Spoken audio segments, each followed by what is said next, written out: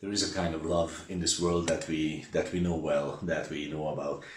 It's about, it includes a lot of things. Among people, there's a lot of this what we call love.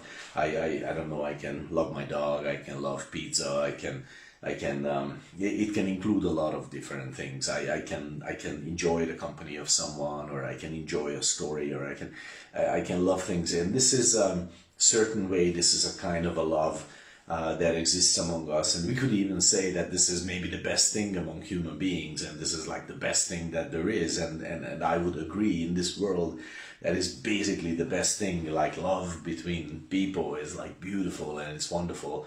It's better than the opposite for sure. And and as we think about this, there is just so much that could be said, but I don't want to go into that. I cannot. But God talks to us about a different kind of love, and if you want to know about that kind of love that he talks about, you need to read the first epistle of the Apostle John, 1 John. Read that. He speaks a lot about love, and I'm not going to go into that. I don't even want to talk about this human level of love, because that's not our purpose here. I just want to give you some thought starters. I want you to get a chance to start thinking and churning about this, and welcome to this jolt, this spiritual jolt this morning.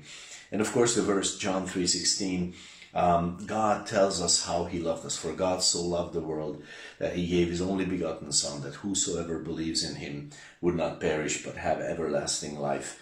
And so that means that Jesus was, of course, God's right hand of fellowship. He reached out to us and he said, take hold of my right hand, take hold of my Son.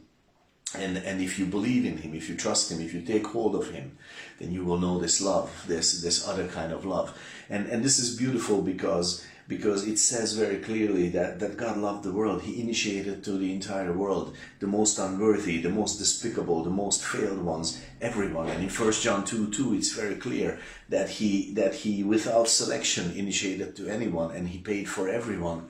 And all humanity is drawn in John 12:32, is drawn to him. God is interested in everyone. This is why we evangelize. This is why we share the gospel. Because the person who still draws breath, the person who still has a pulse, God is initiating to that person, and that person is the object of his love, and he wants to draw him in. And that's the kind of love we're talking about. He reaches out to the absolutely worthless without a question.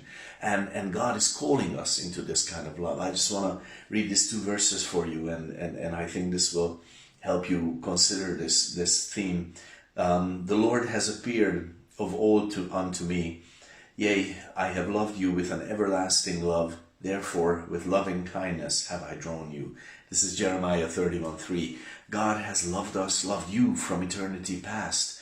And he has always loved you. It's an everlasting love. It's always been there. And because of this love, he wants to draw us. He wants to draw us with loving kindness. He cares for us. He cares for what we're capable to bear, to take. So with loving kindness, he draws everyone. And this is his desire to everyone.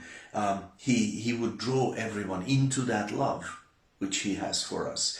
He doesn't want to stay aloof from us and tell us from a distance, hey, I love you, son, here is $1 million and be happy. No, he wants to draw us into his love, and he wants us to know his love. And this is a beautiful thing because he wants us to partake of this, not to stay on the human level as believers, not to just know that kind of love, but to also have this other kind of love, this everlasting love in our lives. And just want to close here in 2 Thessalonians 2:16. It says, now our Lord Jesus Christ himself, and God, even our Father, which has loved us and has given us everlasting consolation and good hope through grace. This is talking about our Father, how he loved us. And it says to us that he has given us special gifts, good hope and everlasting consolation. Those are things without which life was very different. And those of us who are believers, we know how awesome a change that is. Good hope and everlasting consolation has given us these beautiful things. His Son, good hope, everlasting consolation. And he says, listen, you can know my love by the things, by the gifts which I have gifted you. By the nature of these, you can find out what kind of an amazing love I have for you. And I want you, believer, to come into this love that I have for you, says to us our Father. And he says, do not stay on this level, but enter a different level and go into a different level. So these are some seed thoughts. Of course, I could not here go into this in depth, but consider this, and the Lord will give you a lot more. And I trust that those seeds will sprout and spring into fruition, and then they will bear amazing fruit in your life. God bless your day, the Lord.